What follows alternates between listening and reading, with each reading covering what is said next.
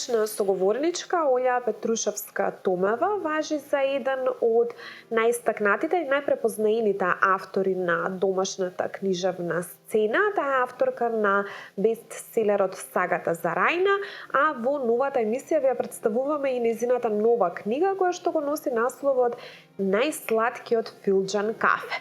Инаку Олја пишува на многу теми и со голем број на жанровски специфики се одликуваат нејзините дела, така што во денешната емисија ќе ви представиме што се Олја има напишано, од каде ја добива инспирацијата да пишува, кои теми обично обработува и како ја носи одлуката која тема да е во нејзиниот избор за обработка и за пишување. Го следите мојот денешен разговор со Олја Петрушевска-Томева, македонска писателка, и ќе дознаете повеќе за нејзините дела, поточно за нејзиниот нов роман Најслаткиот филџан кафе. Олја, ти благодарам што прифати поканата да учествуваш во емисијата Мој збор. Јас одамна сакав да те угостам, именно кога излезе Сагата за Рајна. И мислам дека некако македонската читателска публика најдобро те прифати и те запозна како писателка, како авторка на Сагата за Рајна, иако ти претходно имаш објавувано и други дела. И сега имаме еден специјален и убав повод да бидеш гостинка во емисијата Мој збор. Неодамна беше сајмот на книга во Скопје и тогаш се промовираше твојата нова книга, Најслаткиот филџан кафе. И сега јас, поради тоа што не успеав во меѓувреме да се упатам во содржината на книгата и приказната, би те замолила за почетокот, еве да ни ја раскажеш накусто приказната и да ги воведеме нашите гледачи, можеби да ги заинтригираме, да ја земат и да ја прочитаат книгата. Вака, најпрви да се заблагодарам за поканата. Многу ми е драго. Значи, кога сум учесник во било која емисија, па и ви кај вас, тоа е прилика што поголем број читатели да дознаат за мене, за нашите автори македонски кои што творат на нашиот мајчин јазик. Токму така како што најави, мене практично прва книга која што почнав да работам со подршка на издавачка куќа со Сакам книги е Сагата за Рајна. Накратко ќе кажеме ви за Сагата за Рајна. Лани беше промоцијата во октомври и книгата навистина значи најде на многу добар одзив кај читателската публика.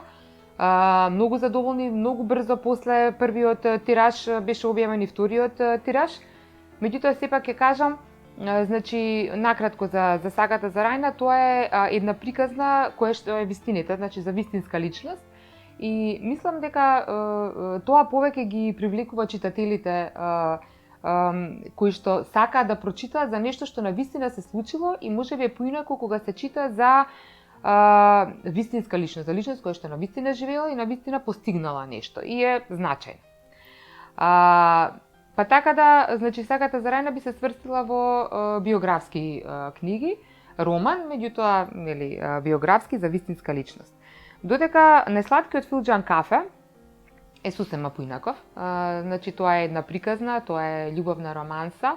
Ќе кажам дека е пишувана и работена како фикција, меѓутоа не може да се исклучи дека може да биде вистинита приказна.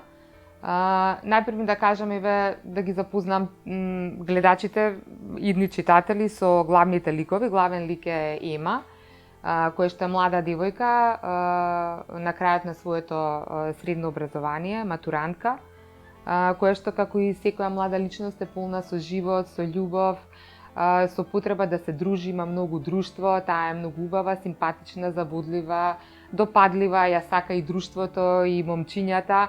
Меѓутоа прави одреден избор, значи ја наоѓа љубовта, дали е вистинска или не вистинска, ќе останам да проценат читателите.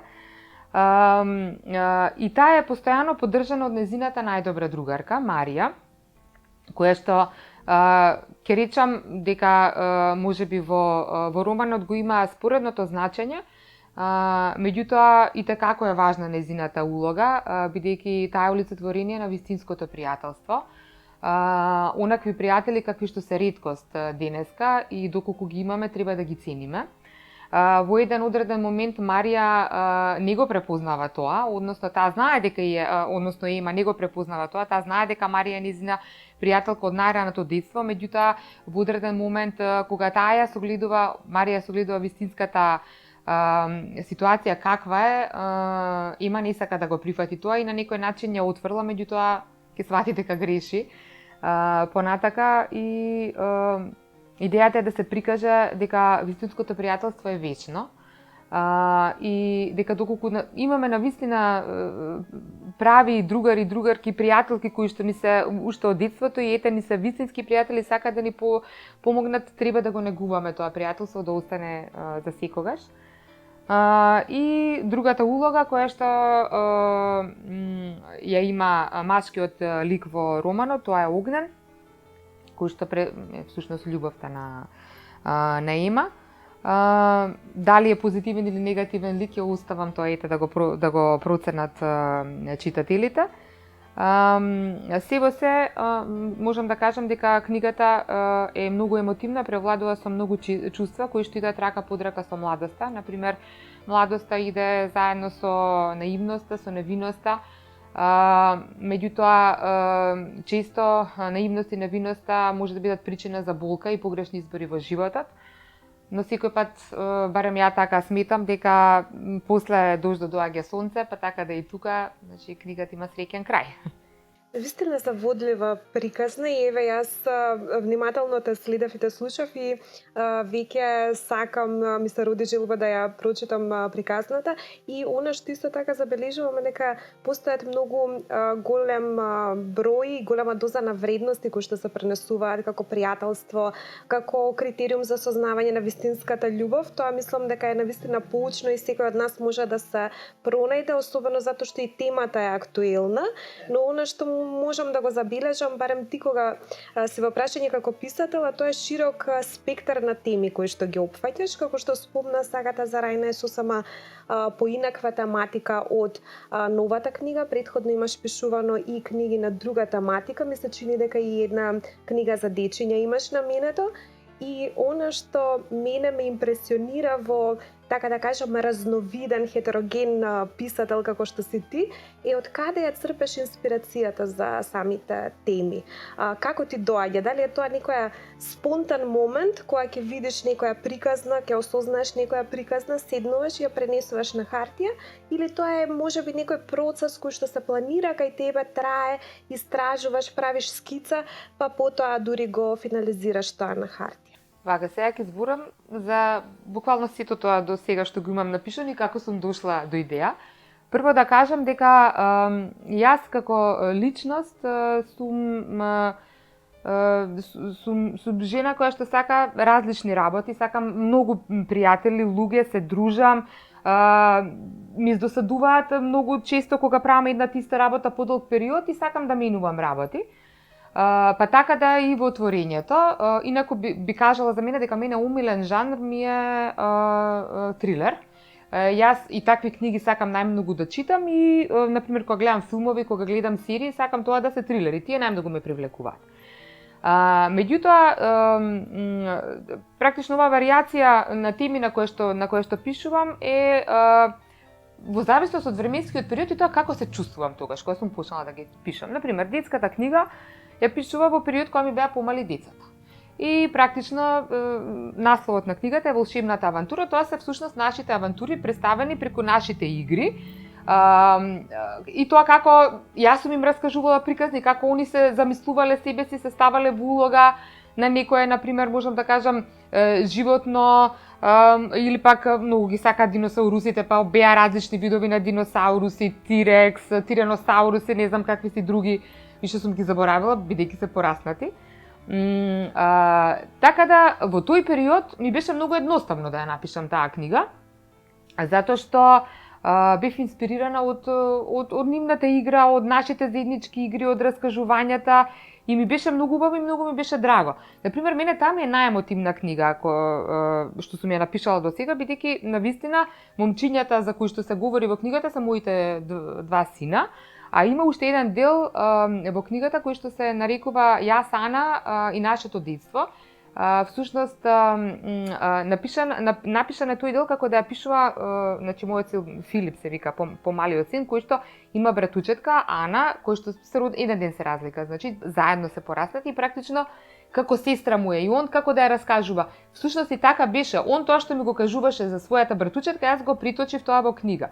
И така да, значи тоа е она наемотивното, бидејќи ми е поврзано со нив, со децата. Значи, имам пишувано, така усвари почнав со поезија, како претежно сите што почнуваат, или во детска возраст, кога некој сака да пишува, почнува со поезија, нешто проза, некој расказ ке напише.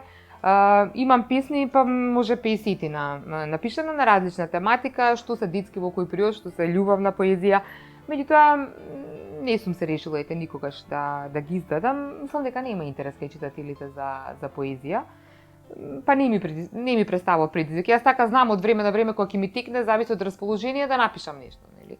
Или па на пример деца вако ме замолат, никош не им пишувам ништо, меѓутоа ако ми речат мама ај нешто со песна, нешто помогни ми или некој состав, обично ги насочувам сами да го напишат тоа, меѓутоа јас и знам да јас на темата кој што они ќе ми ја прашат, јас се напишам за мене, нема да им ја дадам, значи таа ќе биде моја. Они сами ќе си напишат. Друго нешто што имам напишано, например, имам уште две книги на различна тематика, едната Каде сгрешивме, кое што ја обработува тематиката на булинг, сега многу актуелна, со кое што практично се две приказни за две деца, машко и девојче, Андреј и Андреја, мислам така се, практично Андреј е првиот дел, Андреја е вториот дел, момчето е во основно образование, девојчето е во средно образование, во различни животни околности, начинот на кој што реагираат во животот и значи кој е тој кој што е насилник, а кој е тој на кој што му се врши насилството. Со оваа книга и уште една драма, имам напишано драма комедија, практично не ми се издадени преку издавач, меѓутоа конкурирав на еден конкурс за литература и освоив 2 втори места, па они ми ги испечатија книгите, ги има во стопри, меѓутоа не ги продавам, ги делам на пријатели. Значи тие две книги и една имам психолошки трилер во кој што сум само издавач, во кој што се издаде, мислам, пошто само издавач бев јас и за детската книга Волшебната авантура. Практично многу малце примероци се издадени, некои 200 примероци, и јас тие ги поделив на моите пријатели. Се надевам на соработка со Сакам книги дека можеби трилерот ќе излезе, бидејќи вреди да го запознае читателската публика. Како почнав да го пишувам трилерот? Инспирирана, не знам, од секојдневните случки, животи, други книги, серии што гледам. Така да тој го напишав на почеток на 2019 година. И Рајна, кога дојде времето Рајна да настане, како дојде до Рајна? Ја всушност последниот филџан кафе го имав во 80% напишано пред Рајна. Меѓутоа не ми беше оформен како целина. И така, не знам, стоеше некое време, беше напишано, стоеше некое време, ќе фатам, ќе пуштам, ќе подработам, ќе го оставам. И всушност се случи за Рајна да 2 години поред на истата дата слушам на денешен ден родена Рајна Ликсова, па се заинтересирав за нејзиниот живот, почнав да истражувам, стапив во контакт со роднините и така настана Рајна. Мислам, стварно ми беше предизвик, затоа што животот на Рајна ме импресионираше пред се како жена. Значи некоја жена во период во која што живеела, значи за време на Турско, да заврши факултет во Лозана за фармација, да отвори аптека, да добие указ од султанот, да се буквално да изоди трнлив пат за да го постигне она што на вистина го сака. Мислам, во време кога жените многу во мал процент биле образовани, а не па да такво достигнување, и понатака нејзиниот придонес кој што го имала, значи за време на Првата светска војна и понатака Втората, значи целата таа помош што им ја пружила на битолчани. Стварно импресивна приказна за нејзиниот живот. Да, навистина инспиративна е приказната. И тоа што сакав да те прашам е дали инспиративната приказна е причина зошто и сагата на Рајна доживеа толку голем успех, а тоа е твоето прво дело што го издаваш во соработка со издавачката куќа Сакам книги. Дали сметаш дека тука можеби издавачот игра голема улога, затоа што навистина авторите од Сакам книги некако морам да забележам дека се многу добро и пласирани, промовирани помеѓу македонската читателска публика. Тоа се докаже и на сајмот на книга оваа година.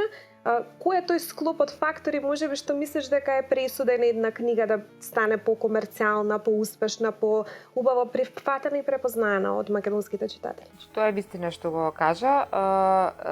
Ти можеш да напишеш каква сакаш книга, колку сака да е добра и квалитетна, доколку позади себе немаш издавачка куќа, нема да успееш. Прво затоа што тие одлично си ја знаат својата работа, значи нели имаат години искуство зад себе. Друго затоа што ти како автор и не си заинтересиран за тоа маркетингот да го тераш. Едноставно ја на пример, лично од мене си тргнувам, ја нема шанси да продадам, ама ништо. Значи, ако нешто направам, сум го направила од мој кејф и сега, ете, тоа беше со трилерот, од назата на богомолката се вика книгата. Значи, буквално си ја напишав за мој кејф, си ја поделив. Значи, не ми беше финансискиот момент, никој пат не ми е, па ниту сега. Меѓутоа, пак ја кажам, доколку нема издавачка куќа, позади тебе многу е тешко да го изводиш патот, бидејќи тие сите професионалци во својата работа, тоа е тоа што они го работат. И нормално, нели знаат да препознаат дали е нешто добро или нешто не е добро. Секој пат книгата е нели напишана, ќе ми ја предадеш, ќе ја читат, меѓутоа ти даваат и забелешки. Значи тие знаат што е тоа што ќе ја предизвика читателската публика, каде можеби си сгрешил. Например, мене ми се случува да нешто што е напишано 100 пати да го прочитам, нема да го забележам. Нема да си ја забележам грешката, затоа што јас сум го напишала, јас не го гледам тоа на тој начин, меѓутоа кога некој друг ќе го прочита, ќе ја забележи таа грешка и ќе ти укаже. И мислам, јас стварно сум им многу благодарна, затоа што не имаше да успеам без нив. Така тоа е, и промоцијата на сагата за Рајна беше прекрасна, исто и сега последниот филџан кафе на Скопскиот сајам, мислам, навистина има настан има и убаво беше организирано и се си беше како што треба. Не, без издавачка куќа тешко. Так. Оно што исто така сакам да те прашам, веќе која спомна дека и психолошки трилер подготвуваш, односно пишуваш психолошки трилери, да ја направиме таа разлика помеѓу фикција која што е најмногу застапена во една жанровска одредба како што е трилер и биографскиот историскиот момент на приказна што се базира на вистинска личност, на вистински настани околности, кој е потешко да се пишува, да се иследи приказната која што содржи повеќе факти, да ги репрезентираш фактите целосно во твоето четиво, целосно да ги застапиш како што се историски, или да останеш доследно на својата фикција, на својата мисла, постојано се враќаш нели да видиш дали е тоа се добро смислено, напишано и така натаму. Кој е полесно можеби да се пишува од твоето искуство до сегашно? Значи, тежина има и едното и другото на различен начин. Например, еве кога ќе зборам за Рајна прво, кога пишуваш биографско дело за вистинска личност, бара истражување и едното и другото. Значи, без разлика. И фикција да ти мораш да истражуваш. Ќе зборам за тоа, ајде прво еве да кажам за Рајна. Значи, мене што ми беше тешко кај Рајна? Многу историски податоци морав да прочитам, за да го поврзам незиниот живот и оно што ми го раскажа незините роднини со историските прилики и случувања во времето во кое што живеела. Јас се трудев и јазикот битолски значи дијалектот битолски да го упатам, така да, значи, истражував народни песни, значи тоа историски моменти и кои личности живееле во времето во кое што она живеела. Например, она завршила во Солунската гимназија, кој завршил во периодот кога она учела во Солунската гимназија. Значи, ја буквално морав да ги истражам сите тие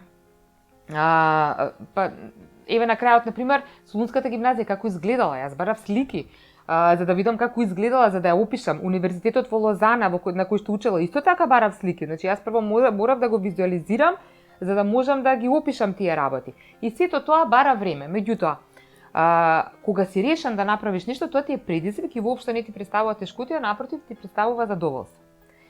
Сега, и можеби тука е тежината. Значи, поврзувањето на приказната од роднините со историските случувања во тоа време, затоа што лошо е да сгрешиш. Значи, да напишеш нешто, а да не го поврзаш што одвидно. Сега, например, не можеш да пишуваш некоја приказна која што се случила, не знам, во минатиот век, кога немало мобилни телефони, ти да напишеш, или воопшто телефони, ти да збориш дека некој се јавил на телефон, или мораш соодветно, значи, да донесеш приказната на соговорникот точно според временските случувања и моменти. Сега, кога пишуваш фикција, зборам психолошки трилер, повторно мораш да истражуваш. Ако сакаш да опишеш едно одредено убиство, например, сега ти мораш да знаеш како настанува, зошто настанува, кои се последиците, како изгледа трупот, да го наречам, например, ако станува збор, или за емоциите, ако, например, пишуваш за одредена психичка состојба на одредена личност, ти мораш да прочиташ малце и психологија и психијатрија, за да знаеш како би можело да биде однесувањето на таа личност. Или пак има луѓе кои што воопшто не пишуваат книга, ама не пишуваат дека дејството се случува во Македонија, можеби се случува на некој друго место, например, мене во психолошкиот трилер ми е нешто дел во Бугарија се случува, нешто не се случува, значи на постојано на едно место. Треба да размислиш, например, на имињата, какви имиња ќе користиш во однос на тоа, на местото каде се случува дејствието. Така да, треба да се мисли на повеќе работи. Сега, јас кога пишувам, нели, отприлика знам каква ќе ми биде приказната, јас правам концепт. Мене ми е тоа така најлесно, јас така и работам. Значи, кога работам, ја и така си правам концепт, си правам организација и така си го делам. Значи, времето за пишување, например, и по наслови, ќе ги подам. Тие наслови нема да останат после во книгата, меѓутоа мене ме асоцираат што треба во тој дел да напишам. Сега проблемот е поради работните обврски, например, мене ми е тоа проблем, јас не пишувам континуирано, значи пишувам кога имам време. Сега моментот е дека се навраќам. Сега, јас кога треба, например, сега пишувам продолжеток на Богомолката. Морам да се навратам неколку пати, сега има 3 месеци ништо не сум ставила збор и сега јас тоа све сум заборавила и сега ќе морам скроз од почеток. И кога почнеш од почеток, повторно имаш нови идеи, ти менуваш. Додека да ја донесеш книгата до крајот, најубаво е да можеш, значи, да седнеш едно 3-4 месеци само тоа да го правиш и така е најлесно, меѓутоа тоа кој има време да го прави тоа. Така, во интерес на времето, уште едно прашање, би сакала малку повеќе да испромовираме новата книга на Слатицкиот филџан кафе. Ти рече дека според содржината можеби некако најмногу погодно четиво е за млади, за луѓе во возраст, меѓутоа и возрастни може да извлечат некоја pouка баш преку младите ликови кои што се личности во развој, ликови во развој. Најтешката можеби одлука, јас гледам и кога се прави каталогизација, и кога се прави намена за која публика е намената книгата, најтешката одлука е тука за која возрастна категорија, па еве тебе како автор би сакала да те прашам за која категорија возрастна би ја препорачала книгата и што е можеби аутпутот што секој од нас ќе го добие со самото читање, прочитување на книгата. Така, ја прво би рекла дека ова е женска книга. Така да одма ги категоризирам значи жените како читатели. Па секој пат гледам кога пишувам, па така и во оваа книга да остави можност за размислување и да се извлече одредена поука. Значи да кажам дека ете можеби наменета за помладата женска публика, меѓутоа не исклучувам можност дека например еве и некоја мајка нема да може да ја прочита па да му сугерира нели на своето дете доколку има керка или пак зашто мора да има керка, значи може и на своето машко дете да му сугерира како не треба некој да се однесува. Се на се ќе кажам дека е книга која што преовладува со многу емоции. Значи застапено е пријателството, па така да можеме да извлечеме заклучок како треба да се однесуваат пријателите едни кон други. Застапени се љубовта и разочарувањето во љубовта, па можеме да извлечеме поука кои работи можеби треба да ги избегнуваме и еве доколку си млад човек можеби не треба да се залитуваш и да идеализираш одредена состојба, него можеби разумот треба повеќе да го следиш отколку срцето. Тоа е многу тешко за младите луѓе и за некој кој е заљубен. Меѓутоа, може некој ќе ти укаже, па ќе почнеш да размислуваш малку потрезвено. Така да, возраст еве не би ја одредила да кажам, да, можеби ете помладата публика ќе се пронајде повеќе, а во однос ете на тоа повторно ќе се навратам фикција или не фикција, нели бидејќи може да биде и вистински настан, гостува во една телевизија, не е ни важно.